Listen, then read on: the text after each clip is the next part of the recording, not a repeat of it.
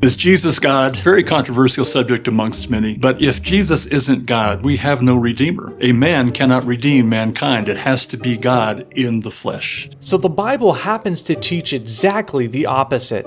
For example, Paul says, "Since by man came death, by man also came resurrection of the dead." So to Paul, the plan of redemption is possible because Christ was a man, just like Adam. That's why he calls him the last Adam, not because he's God or is equal in substance with the Father or has a second fully divine nature.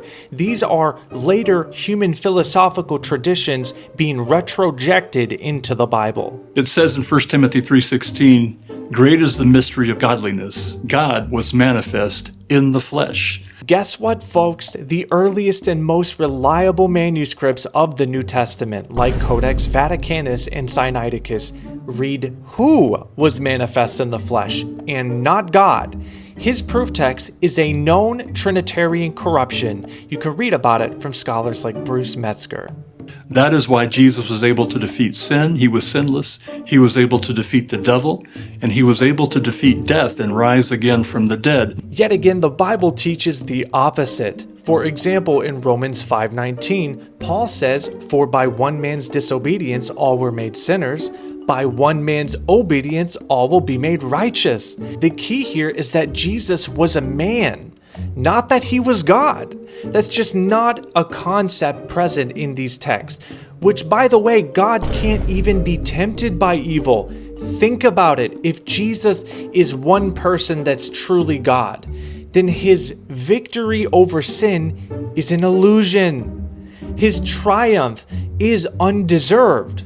This is not what they believed, okay? This is why the writer of Hebrews would say that he had to be made like us and tempted as we are in every way. Because whereas Adam could sin and did, we needed Jesus who could sin but didn't, as our true Redeemer and Messiah. Not because he was simply a mortal man, but because he was the Word made flesh.